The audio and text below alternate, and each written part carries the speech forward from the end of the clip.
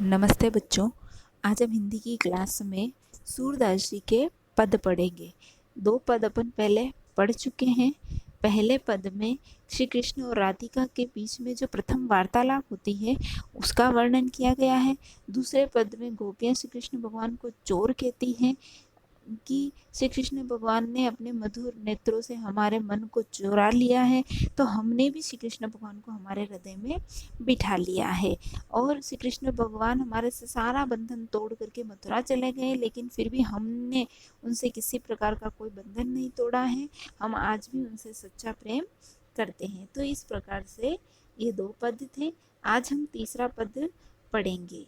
इस पद में जो तीसरा पद है संदेशनी, इसमें गोपियाँ जो हैं श्री कृष्ण भगवान को बहुत सारे संदेश भेजती है और उस संदेश का जब कोई प्रत्युत्तर नहीं आता है तो इसके विषय में वो कुछ संभावना व्यक्त करती है कि हो सकता है हमारा संदेश वहाँ पहुँचा ही नहीं, हो सकता है कि जो राहगीर है, जो जिससे हमने संदेश भेजा था, वो रास्ते में ही कहीं इधर उधर पत्र हो गया होगा, या रास्ते में ही वो लोग मर गए होंगे, या इस प्रकार की कोई किसी प्रकार की कोई घटना हो सकती है। तो वह ऐसा संभावना व्यक्त करती है कि हमने तो बहुत सारे संदेश भेजे हैं किंतु वह प्रत्युत्तर हमको अभी तक प्राप्त नहीं हुआ है। और एक संभावना व्यक्त करते हैं, हो सकते हैं मथुरा में जो इतनी बारिश हुई जिससे कागज जल गए, कागज जो है वो गल गए हैं, शाही खत्म हो गई है, और जो लेखनी है वह भी आग में जल गई है। इसलिए हो सकता है कि जो श्री कृष्ण भगवान है वो हमको किसी प्रकार का कोई संदेश नहीं दे पा रहे हैं। तो इस प्रकार से यहाँ जो गोपियाँ हैं वह संदेश वाहक कहीं अटक गए हैं, इस बात को लेकर कई कुछ संभावनाएं व्यक्त कर रही है। तो देखिए पहला पद, संदेशनी मधुबन कूप भरे। संदेशनी यानी संदेश, मधुबन, मधुबन यानी मथुरा, कूप यानी कुआं। गोपियाँ कहती है कि हमने श्री कृष्ण भगवान को मथुरा में इतने संदेश भेजे हैं कि वहाँ का जो कुएं हैं वो भी हमारे संदेशों से भर गए हैं। इतने हमने वहाँ पर संदेश भेजे हैं। अपने तो पड़वत नहीं मोहन, हमरे फिरी न फेरे। कृष्ण भगवान जो हैं वह पढ़वत, पढ़वत यानी भेजना, श्री कृष्ण भगवान मोहना, मोहन यानी कृष्ण के लिए कहा है कि कृष्ण भगवान ने अपना तो कोई संदेश यहाँ पर भेजा ही नहीं, हमरे फिरी न फेरे। और हमने जितने भी संदेश भेजे हैं, संदेश वाहक जो भेजे हैं, पथिक जो भेजे हैं, वह भी फिर क्या है, फिरे, फिरे यानी लौटे, वह भी लौट करके वापस नहीं आए। श्री कृष्ण भगवान ने तो कोई भी संदेश हमको नहीं भेजा है, और हमने जो भेजे हैं वह भी फिर लौट करके नहीं आए हैं। तो जिते पथिक पढ़े मधुबन को, यानी जितने भी पथिक, पथिक यानी राहगीर, मधुबन मथुरा को, जितने मथुरा को गए थे राहगीर वह भी अब डर गए हैं। तो उन्होंने भी यहाँ से आने जाने का रास्ता बदल दिया है कि वो समझ रहे हैं कि हाँ इस रास्ते से जाएंगे तो गोपियाँ हमको बहुत सारे संदेश भेजेंगे।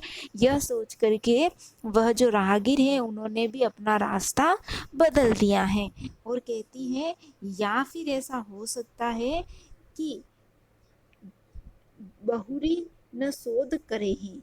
और जो श्री कृष्ण भगवान हैं वो उन्होंने इतने सारे जो संदेश हैं वो भेजे हैं, तो उन्होंने उन संदेश को पढ़ा भी है अथवा नहीं, या फिर वो जो पथिक हैं वो फिर से लौट करके इस राह पर नहीं आए। उनकी कोई शोध, शोध का मतलब होता है खोज, बहुरी यानी फिर,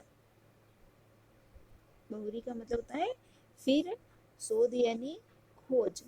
तो वह जो पथिक हैं उन्होंने जितना हमने यहाँ से संदेश भेजा है उनकी वह मथुरा तक पहुँचे नहीं पहुँचे हैं, उनकी कोई खोज खबर कुछ भी पता नहीं चला है कि वो सही सलामत वहाँ तक पहुँचे हैं नहीं पहुँचे हैं। तो फिर उनकी कोई खोज खबर भी नहीं है। आगे देखें, केवे श्याम सिखाए प्रमोदे, कि या फिर ऐसा हो सकता है कि वह जो श्याम है, श्याम यानी कृष्ण भगवान ने क्या किया, प्रमोदे, प्रमोदे यानी वश में, यानी या तो वो श्री कृष्ण भगवान पहले से ही बोलने में चतुर हैं, तो हो सकता है कि श्री कृष्ण भगवान ने उनको अपनी मीठी मीठी वाणी में वशीभूत कर लिया है, वश में कर लिया है। इसलिए या तो वो जो पथिक हैं, राहगीर हैं, वो वहां तक गए नहीं, उनकी कोई खोज खबर ही नहीं है, या फिर वो वहां पहुंच गए हैं लेकिन श्री कृष्ण भगवान ने उनको लौट कर आने ही नहीं दिया, अपनी बातों में ही वशीभूत कर लिया है। या फिर गोपियां और जो है वह संभावना व्यक्त कर रही है के बहु बीच मरे, या फिर वह जो राहगीर है, पथिक है, वो बीच में ही मरे, मृत्यु को प्राप्त हो गए हैं। या तो ऐसा लगता है कि वह रास्ते में ही मृत्यु को प्राप्त हो गए हैं, ऐसा ऐसा प्रतीत होता है। आगे देखें, कागद गरे मेघ मसी खूटी सर दव लागी जरे। या फिर ऐसा हो सकता है कि मथुरा में क्या हो गए, कागद गरे मेघ, मेघ यानी बादलों से, पानी से क्या हो गए, गरे, गरे यानी गल गया है, क्या गल गया है, कागज, कागज यानी कागज। ऐसा लगता है कि श्री कृष्ण भगवान संदेश इसलिए नहीं भेज पा रहे हैं कि वहां पर बारिश की वजह से या पानी की वजह से कागज जो है वह गल गया है। और मसी खूटी, मसी का मतलब होता है शाही, जिससे अपन लिखते हैं। या फिर लगता है कि शाही जो है खूटी, खूटी का मतलब होता है खत्म हो गई है, ऐसा लगता है कि जो शाही है वह खत्म हो गई है। सरदव लागी झरे, या फिर ऐसा लगता है कि जो सरदव, जो सरकंडों की आग होती है, सरदव, सरदव लागी जे, अरे ऐसा लगता है कि जो सरकंडे होते हैं उन सरकंडों में आग लग गई है, जिससे लेखनी से लिखा जाता है, उस लेखनी से ऐसा लगता है कि जंगल में आग लग गई है। पहले लकड़ी से ही लिखा जाता था, लेखनी बना के कलम से लिखा जाता था, तो ऐसा लगता है कि वह जो दावा अग्नि थी, दावा अग्नि का मतलब तो जो जंगल में लगने वाली आग है, तो ऐसा लगता है कि जंगल में आग लग गई है, तो लेखनी भी खत्म हो गई है। आग लग जाने से लेखनी खत्म हो गई है, शाही खत्म हो गई है, कागज गल गया है, इसलिए श्री कृष्ण भगवान जो है वह संदेश नहीं भेज पा रहे हैं। सेवक सुर लिखन को आंधो पलक कपाट अरे, सेवक सुर, सुर यानी सूरदास जी कह रहे हैं कि ऐसा लग रहा है कि जो सेवक है या जो अंधा सेवक है जो पत्र लिख रहा है, वह पत्र लिखे कैसे, लिखन को आंधो, क्योंकि वह तो आंखों से अंधा है, इसलिए पत्र को लिखे कैसे जब पलक रूपी किवाड़ी नहीं खुल रहे हैं। पलक कपाट, पलक यानी ये जो अपनी आंखों की पलकें हैं, कपाट यानी दरवाजा, दरवाजा यानी पलक रूपी जो दरवाजा है वह खुल ही नहीं रहा है। तो पलक रूपी, रूपी आने से यहाँ पर रूपक अलंकार है, पलक कपाट रूपक अलंकार का प्रयोग हुआ है कि जो पलक रूपी जो दरवाजे हैं वह तो खुल ही नहीं रहे, फिर हमें पत्र किस प्रकार से लिखें, तो हमें संदेश पत्रों का उत्तर कैसे मिल पाता, अर्थात जो पत्र लिखने वाला है वह कैसा हो गया, आंधो, अंधा है, तो फिर वह अंधा होने की वजह से उसकी जो पलकें हैं, दरवाजे रूपी जो पलकें हैं वह तो खुल ही नहीं रही है, तो नहीं खुलेगी तो अंधा व्यक्ति पत्र किस प्रकार से लिखेगा। इसलिए कहा गया है कि जो लिखने वाला सेवक है, पत्र लेखक है, वह तो लिख ही नहीं पा रहा है, क्यों नहीं लिख पा रहा है, क्योंकि वह अंधा है। तो कहा गया है फिर हमको श्री कृष्ण भगवान मथुरा से संदेश किस प्रकार से भेजेंगे। एक बार पुनः देख लेवे, संदेश मधुबन, जब श्री कृष्ण भगवान को गोपियां अनेक संदेश भेजती है तो कहती है कि हमने मथुरा में श्री कृष्ण भगवान को बहुत सारे संदेश भेजे जिससे उनके कुएं जो हैं वह भर गए हैं, और जो पथिक भी भेजे थे वो पथिक यहाँ से हमने भेजे थे, संदेश लेकर के गए थे, इससे भी भय हो रहा है कि क्या वो इस मार्ग से गए हैं वो सही सलामत वहाँ पहुँचे भी हैं कि नहीं है। श्री कृष्ण भगवान ने जो है हमारा संदेश तो पढ़ा, पढ़ करके पुनः अपना संदेश भी नहीं भेजा, और जो पथिक गए थे वह भी पुनः लौट करके नहीं आए हैं। और जितने भी पथिक यहाँ से गए हैं उन्होंने कभी भी यहाँ से कोई खोज खबर नहीं ली है।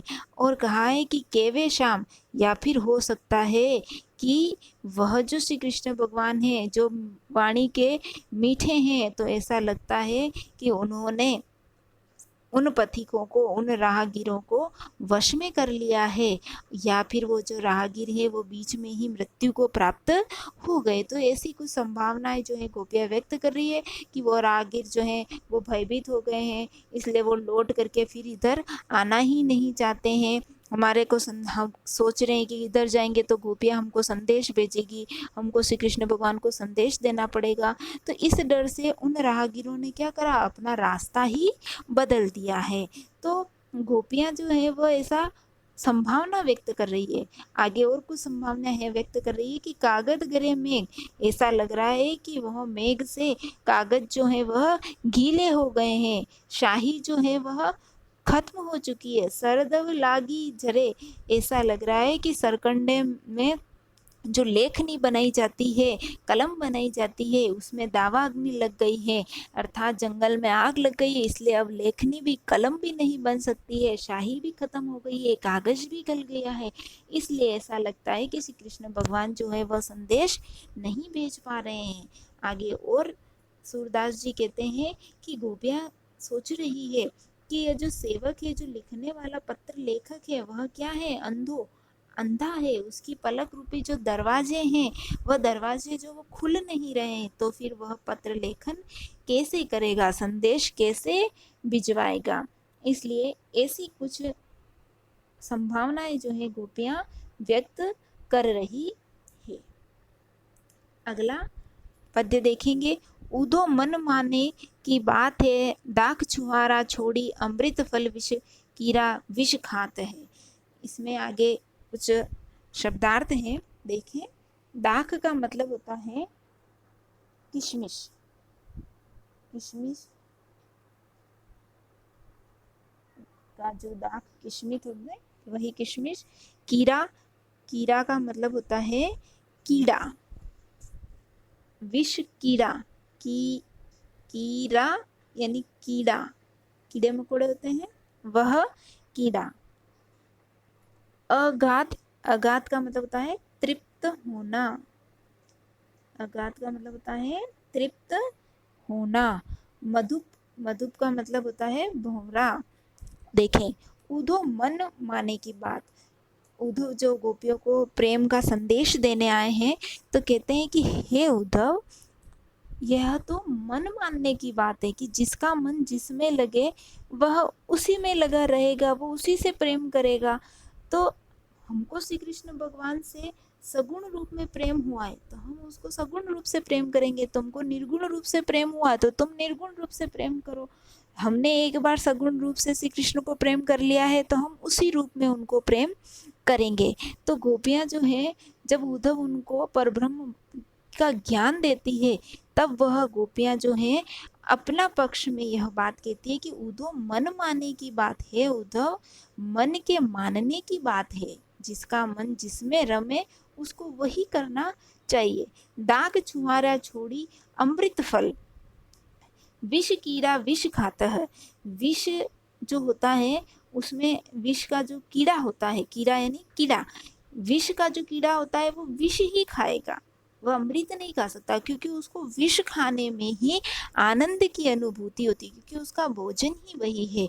तो उसको अगर आप दाग छुहारे जैसे अमृत फल खिलाओगे, दाग यानी किस्मत, छुहारे ये अमृत के समान फल है, तो ये कहते हैं कि अगर उनको दाग और छुहारे जैसे, छुहारे जैसे आप अगर उनको अमृत रूपी फल खिलाओगे तो वो विष का जो कीड़ा है वह नहीं खाएगा, उसको तो विष में ही आनंद की अनुभूति होती है, इसलिए वह तो विष ही खाएगा। जो चकोर को देई कपूर कोई तजी अंगार अगातः, कि जैसे कोई चकोर पक्षी है, वह जो चकोर पक्षी है उसको अगर कपूर कपूर जैसा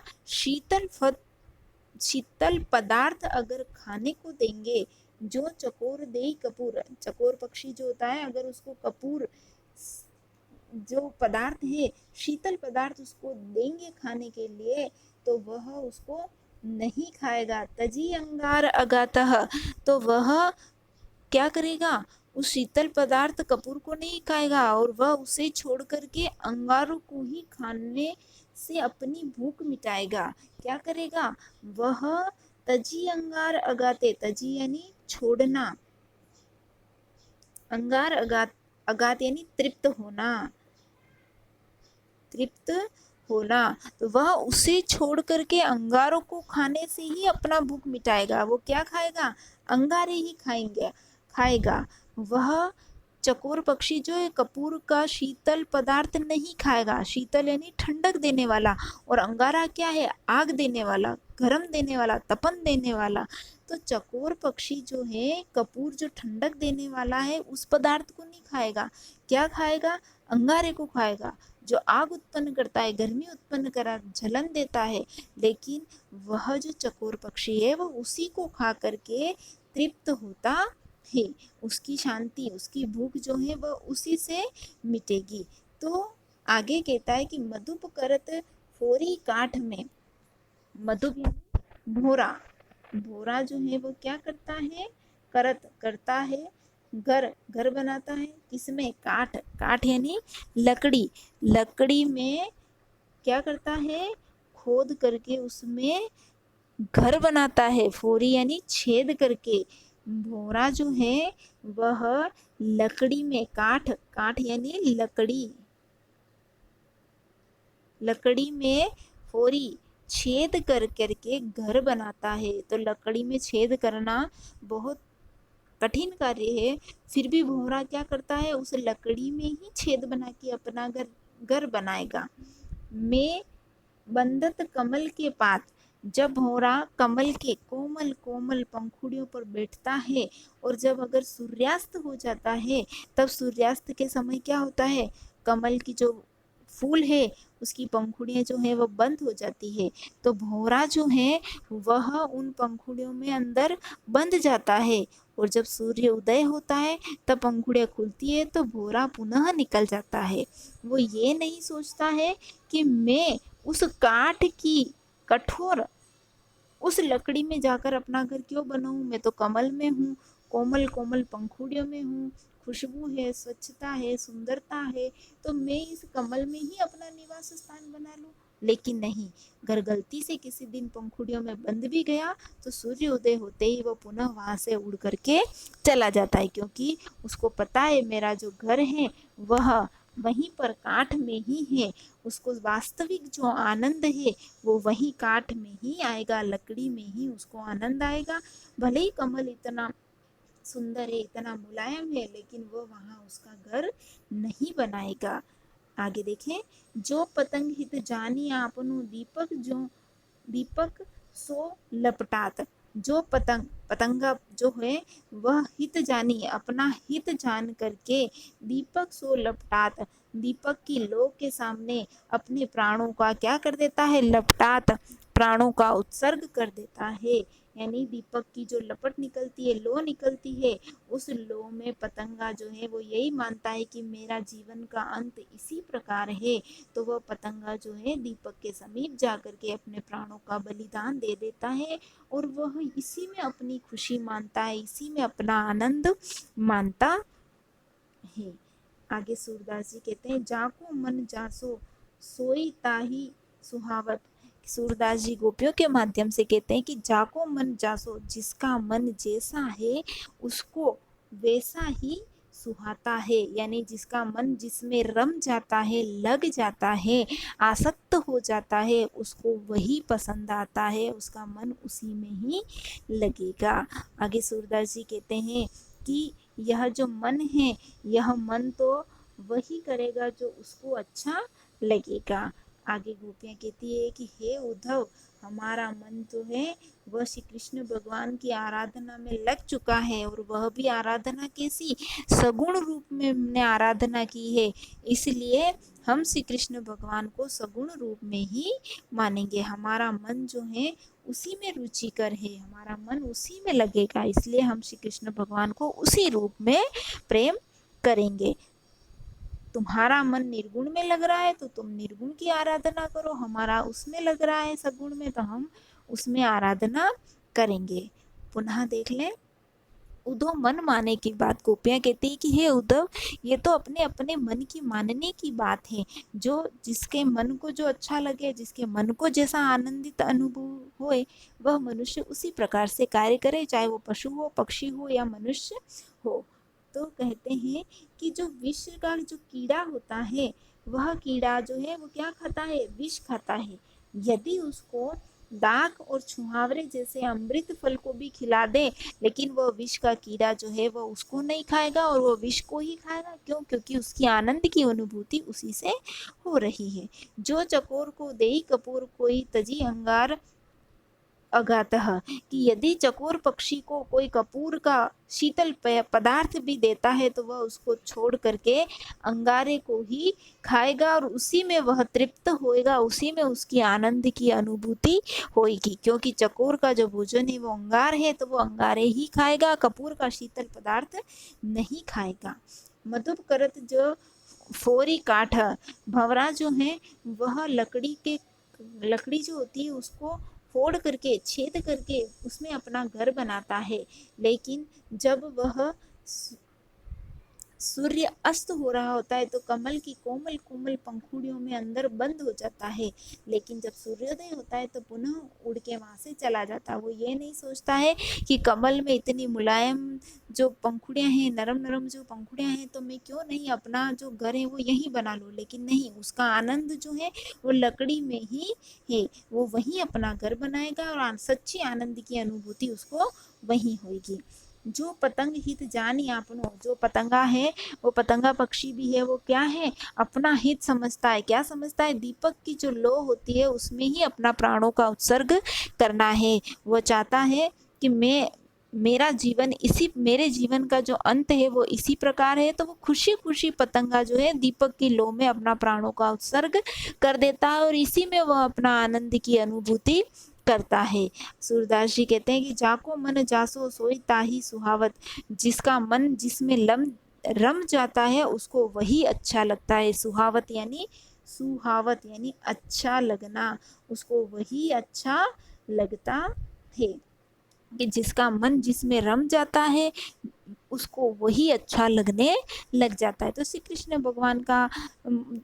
भगवान में गोपियों का मन लग गया है तो उसको वही अच्छा लगेगा, बाकी संसार उसको अच्छा नहीं लगेगा। तो इस प्रकार से यह जो 4 पद थे वो सूरदास के थे, और आगे जो कुछ प्रश्न दे रखे हैं उनके उत्तर भी आप लिखें। धन्यवाद।